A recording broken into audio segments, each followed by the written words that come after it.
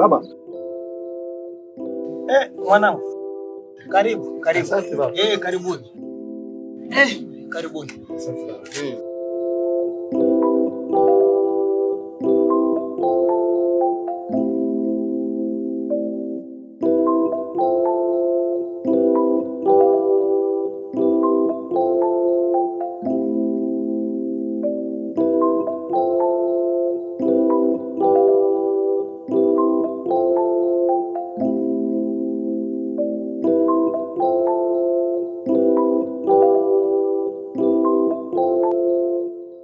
Naam baba. Maana siko tu safi. Nipo salama. Naona afya inaendelea kama kawaida. Naendelea vizuri kijijini kwetu. Asante. Mzee wangu juu wangu mimi kwa sababu mwanamke. Niliona kukaa mimi mwenyewe single haitawezekana. Na ndio kwa maana mimi nimeamua kuchagua Mafiga. Nikaona atakayenifaa ni mwanamke wangu hapa. Basi hapana jinje kutambulisha mbele yako wewe. Ndio umemchagua huyo? Naam. Bila kuchaguliwa. Sisi wazee wako zamani tulikuwa tunachaguliwa wanawake. Ilikuwa ni desturi ya wazee wetu wa zamani. Hata Mungu anachagua. Kauli ilianza kwa Mungu.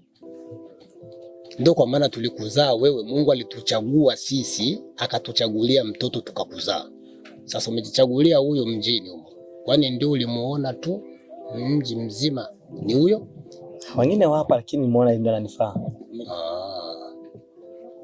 Sawa. Okay, asante mzee wangu, nikuweke wazi. Huyu ni mwanamke ambaye ametokea kingine kijiji. Sijui kijiji gani? Kipupu. Ametokea Kipupu. Wanawake wa vijijini ndo wanawake wa kuoa. Ndo wanawake wa kuoa na kuishi naye, kwa sababu kule vijijini ndio kuna desturi iliyokuwa nzuri. Watu wana habari nzuri ya kuwalewaza watoto zao namna gani kwenda kuishi majumbani. Kwa hivyo gisi umempenda huyo, basi mbembe na methali, ukipenda boga na uwalake. Asante mzee. Asante mzee wangu. Sijui kama nitapata ila ni muogo, mtewe nini? Muogo mtamu upo, lakini mtewe mimi unajua mama yako alipofariki nilibaki peke yangu, sasa kupika pika kila mara hakuna. Muogo upo, karanga, njugu mawe, maole utabeba tu. Haya mzee, kwani nitachukua. Hamna tatizo.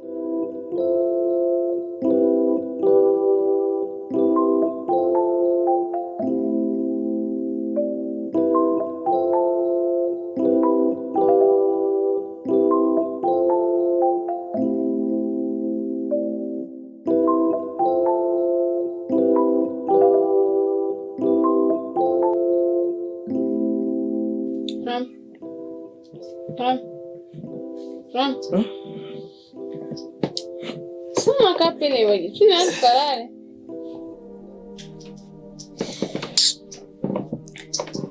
Hivi sote kulala kama kaka na dada ama kama vile mtu na mke wake?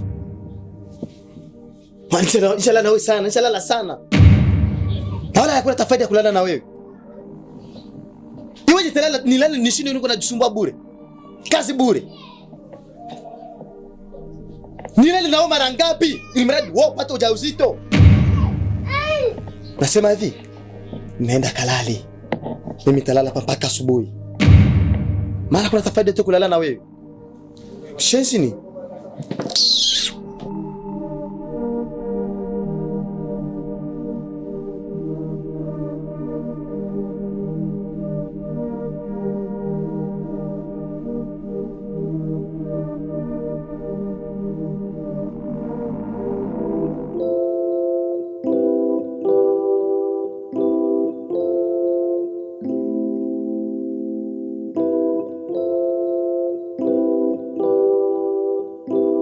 Jambo. Jambo. Salama? Salama. Okay, poa. Kwanza nitakuwa nimeshukuru kwa gisi tulikutana hapa barabarani. Uko unaenda wapi? Naelekea hapo sokoni kuchukua mahitaji ya nyumbani. Oh, ulimwacha bro yupo nyumbani? Hayupo. Shem, unajua kitu kimoja ambacho nataka nikwambie. Wewe ni mtu wa karibu sana kwa rafiki yangu. Shemeji yangu, Najua mpaka sasa hivi kwenye nyumba yenu kutakuwa kuna fujo kwa sababu ya shida ya kupata mtoto. Vile nikakuja gundua mimi siwezi kukubali, siwezi nikahitaji hizo fujo ziendelee, kwa sababu kama mna fujo itakuwa sio vizuri. Kija kukumbuka sasa hivi mke wangu ni mjamzito. Kesho ama kesho yake naweza nikaitwa baba. Kitu kimoja ambacho nahitaji tukitengeneze ama tukifanye, itakuwa kama siri yangu na siri yako tena pia. Nilikuwa nahitaji tutembee kimapenzi. Hivyo shemeji, una akili kweli? Nikajua unanisimamisha hapo niambia mambo ya muhimu yenye akili sawa, kumbe ni mambo ya kipumbavu. Sasa sikia nikwambie. Siku mnaniokota mlikuwa nyinyi hawa wawili. Wewe na rafiki yako. Kwa nini kutoka nini nikakaa nyumbani kwako? Sasa rafiki yako ashanichukua chakula mzuri. Sasa sikia nikwambie. Ndoa yetu haihitaji msaada. Kama ni msaada, tukishindwa si wawili, Mungu mwenyewe anataka tena.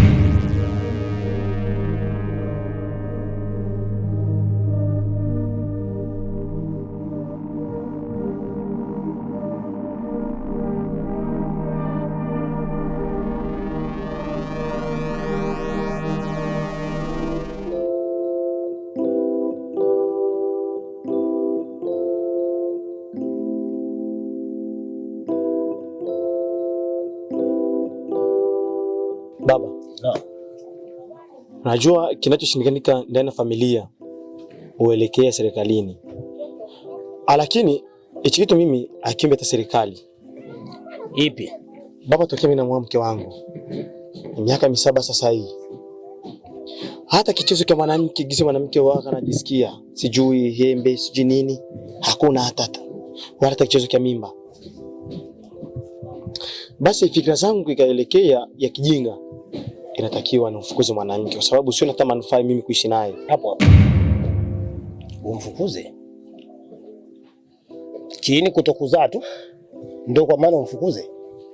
Unakumbuka kuna methali nilikupatia pale kuzungumza kwamba siku ile ulipofika hapa nikupatia methali moja, ukipenda boga na ua lake, penda mwanamke na tabia zote, lakini sababu ya kuoa aiza kutokuzaa hakuweza kusababisha kumfukuza mwanamke.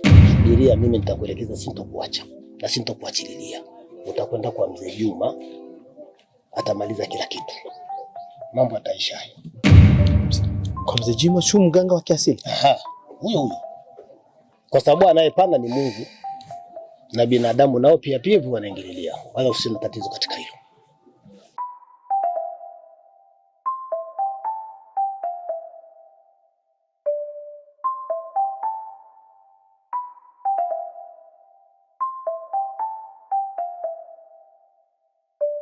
Shemeji, kama nimefika hapa na nikibidi nikwambie vitu, jua na vingi sana nimevumilia ndani hadi mimi nifikie hapa kwambie. Mimi shemeji, aliza ndugu zenu mimi zitanishangaza. Na nini tena? Nikimtengea chakula niambia sasa chakula nataka mtoto. Muda wa kulala analala chini, anasema hana muda na saa kulala na mimi, haendelee kuadibisha mbegu zake bure. Bora aziweke, akipata mwanamke sahihi aziharibishe kwa yule mwanamke. Yeye nimechoka. Kila nikiongea naye ananiambia tu kuhusu mambo ya mtoto. Mume wangu karibu, nataka mtoto anikaribishe. Mume wangu nahitaji hiki, nitakupa endapo kishakuwa na mtoto. Nataka nawe kipo siku nisumbue mume wangu, mtoto wako hamiharibisha vitu vya watu. Sasa kila kitu mimi kinanichanganya, sio kama na mimi sitaki. Na haja na mimi niitwe mama. Niitwe mama fulani. Niitwe mwanangu njoo nishike ujauzito nisikie uchungu. Sio kama niko kwenye hali mimi napenda. Kwa ndugu nimekuwa tu sasa sijui hata nifanyeje. Poa. Nakusikiliza vizuri sana. Ila usikate tamaa. Unajua wewe bado mtoto mdogo sana. Kingali unakuwa. Haujakuwa mkubwa ukakata tamaa, sijui Mr. Zaa, sijui sitafanya hivi bado.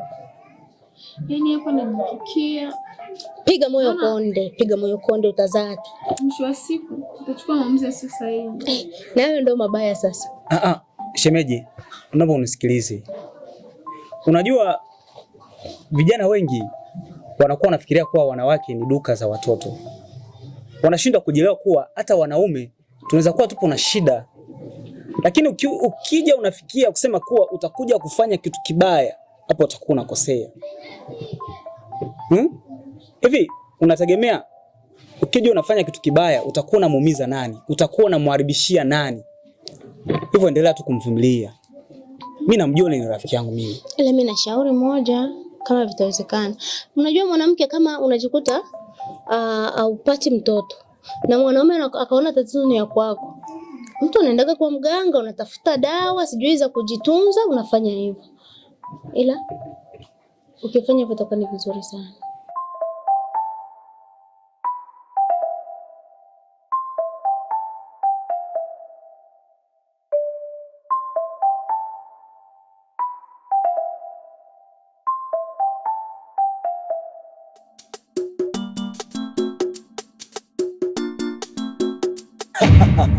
Karibu sana. Na najua aliyoelekeza hapa ni baba yako mzazi. Wacha. Na nimeshajua matatizo yenu. Tatizo ni uzazi. Mke wako hana tena uwezo wa kuzaa. Mganga, naomba tusaidie mganga. Mara tunahangaika sana kuhusu masuala ya mtoto. Hiyo ni jukumu langu mimi kusaidia watu. Na hiyo ni kazi ndogo. Maana unajua aliyemsababishia hayo matatizo ni kaka yake. Sasa inachohitajika, inabidi mwende mbebe zile nyayo za kaka yake, afu nije nikufanye kazi.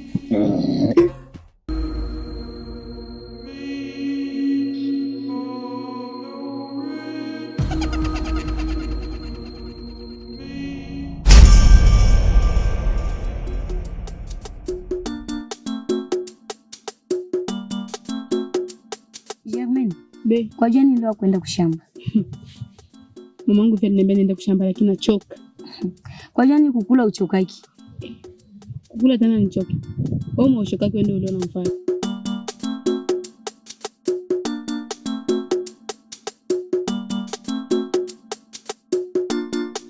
Jambo. Jambo. Lazima.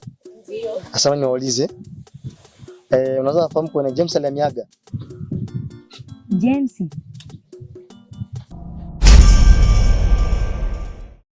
Mbona shakuwa miaka mingi tunamzika James? Unasemaje? Kaka, nashukuru.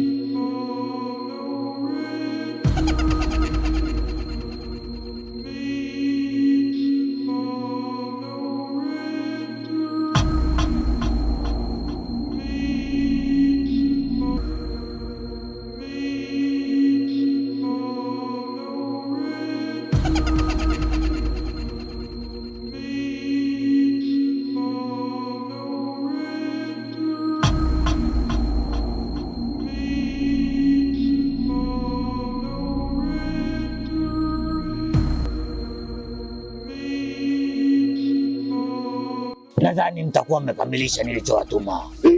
Wacha. Wacha. Mganga, kweli kazi tulifanya, lakini tulitanisha shafariki. Sasa inakuwa ni miaka 6 kashafariki. Sasa tujapo tufanye nini mganga? Tusaidie mganga wangu. Hamna shida. Hata tujue chanzo cha kusababisha yeye afariki ni kitu gani.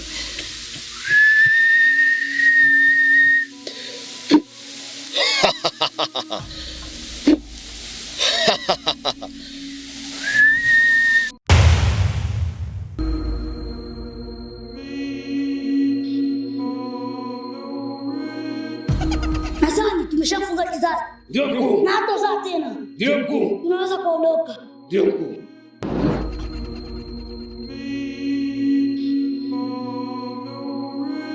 Ila nitawasaidia. Msaada upo. Maana inabidi kazi ifanyike. Kazi ilipo, inabidi tupate nyayo zake, tupate udongo wa kaburi wake. Wacha, hiyo ndo sharti, kwa sababu mnahitaji mtoto.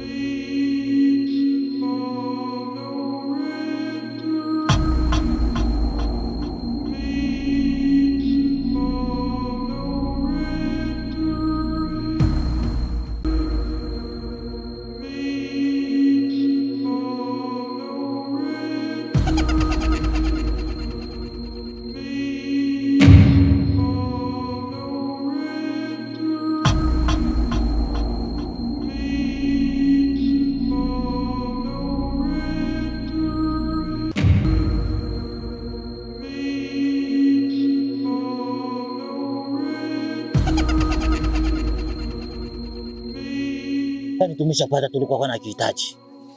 Sasa inabidi kumuita sasa. Wacha. Bianti! Bianti! Wacha. Bianti!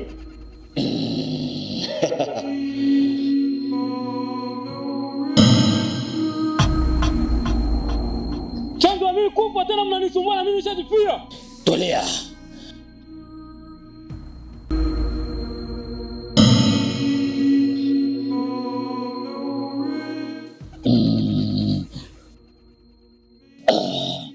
Sasa sikiliza nikwambie. Tulichokuitia ni hichi. Inabidi umwache huru dadako. Mwachie kizazi azae. La sivyo utapata adhabu kali. Kazi itakuwa imeisha.